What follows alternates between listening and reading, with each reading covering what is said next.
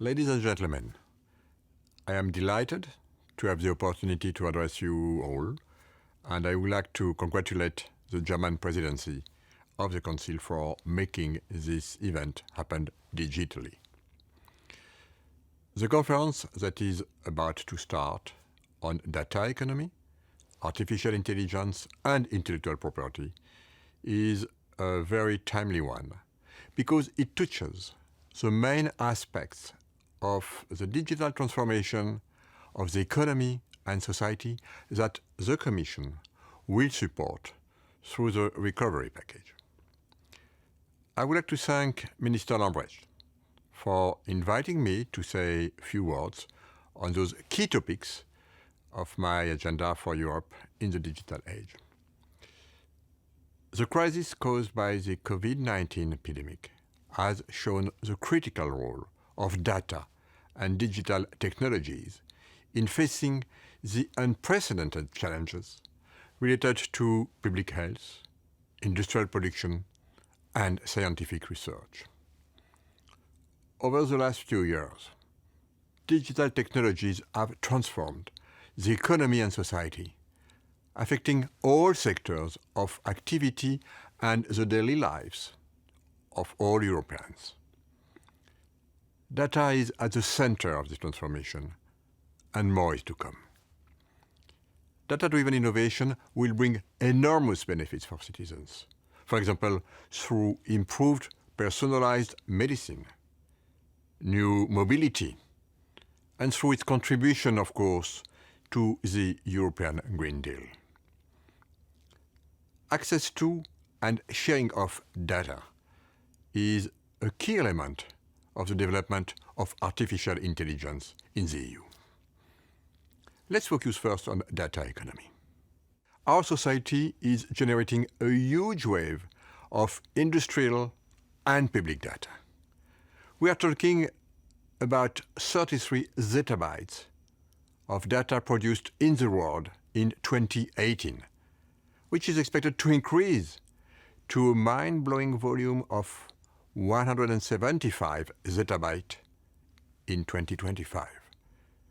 These numbers leave no doubt that Europe has everything to play and that the data economy will be a driver for job creation and a smooth recovery of economic activity in Europe. But to be ahead of the curve, we need to ensure that companies and individuals have more control over the data they are producing, as highlighted in the European Strategy for Data published by the Commission last February. We need to ensure Europe's strategy autonomy on the access and use of data produced in Europe. And for this, we need to provide European players with clear, harmonized regulating framework and develop suitable European infrastructures, allowing the storage, the use, and the creation of data-based applications. As a first step in the implementation of the data strategy, we need to create an enabling governance framework for common European data spaces in key areas, notably in support of European industry, the implementation of the European Green Deal, health, of course, mobility, public administration, and so on. This framework will unlock the value of data voluntarily made available by data holders for reuse. It will make such data easier to share in a controlled manner with technical, legal, and organizational support and build trust in common European data spaces.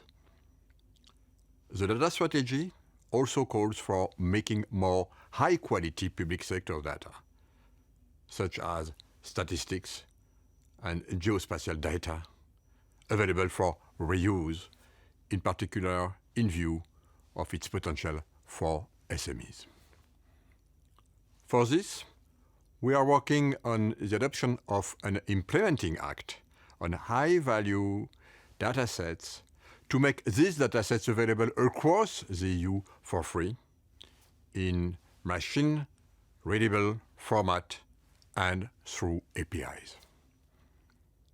Finally, in order to improve access to and use of data, we are working on a Data Act, a legislative initiative to increase fairness in the data economy by clarifying data usage rights in business-to-business and business-to-government settings. We will also consider enhanced data portability rights to give individuals more control over the data they produce, and we will have a look at the intellectual property rights framework with a view to further enhance data access and use. Besides the regulatory aspects, the Commission plans to support a series of common European data spaces in strategic sectors and areas of public interest. This investment could cover the necessary data infrastructure, data sharing tools, architectures, and governance mechanisms for thriving data sharing and artificial intelligence ecosystems. The Digital Europe program and the Connecting Europe Facility program will be instrumental in achieving our goal of strengthening a European data infrastructure and data use that fully respect the European values. Projects such as Gaia-X, the German-French initiative on cloud infrastructure, had a good basis. Our objective is clear: secure data ecosystems, and a European cloud solution must emerge. And in order to establish a trustworthy and legally secure infrastructure, we'll keep cooperating with the German Presidency and take concrete steps to build synergies and attract other member states to this kind of initiatives. In particular, the Commission plans to launch a European Alliance for Industrial Data and Clouds to develop the next generation of trusted cloud to edge infrastructure. Interested parties from the private and public sectors will be, of course, invited to join. Let's move on artificial intelligence now. It is of utmost importance for Europe to achieve its data sovereignty because, until more data is made available, the uptake of artificial intelligence across the EU will remain limited. Artificial intelligence technologies are increasingly used to develop new inventions and create new contents and works. They have, for instance, the potential to facilitate the development of new treatment and vaccines, and thus help us in the fight against the coronavirus pandemic. The Commission's approach to AI has two objectives: of creating ecosystems of excellence and trust to promote the development and uptake of AI and addressing the risk associated with certain uses of this technology. A regulatory framework based on fundamental EU values and rights and on robust safety requirements will give citizens the confidence to embrace AI-based solutions while encouraging businesses to develop them. Following our consultation on the AI white paper, we are evaluating different regulatory approaches, including the one proposed by the German government. The Commission will then produce a legislative proposal on AI to be presented by the end of this year or beginning of 2021. We are keen to work with the German government on both the excellence and trust stance of the AI initiatives and welcome your valuable, very valuable support and contributions. Third topic, intellectual property. All these developments are very promising, but they also raise new questions on intellectual property rights.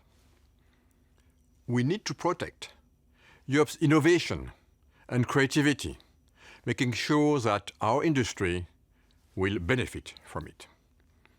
Any discussion on AI, therefore, cannot avoid the topic of intellectual property. We need also to look into the future, at the extreme cases where AI technologies will produce new inventions without any human intervention. Should such output receive IP protection? And who should be granted protection and claim authorship? The EU has a strong IP framework, but we can improve the current system still too fragmented and costly for it to perform even better. To address this and further important challenges, the Commission plans to put forward an intellectual property action plan this autumn. To conclude, Europe has everything it takes to address its vulnerabilities and lead the global race for data and technological power. It is the world's #1 industrial continent, and it is guarantee of respect of fundamental rights and values for both individuals and companies. We need to address complex issues such as these if we want to take full advantage of the benefits that the data economy can offer. We should therefore explore the need for a European approach on the access and use of data, AI and IP, relying on a solid evidentiary basis. The Commission stands ready to work on these issues.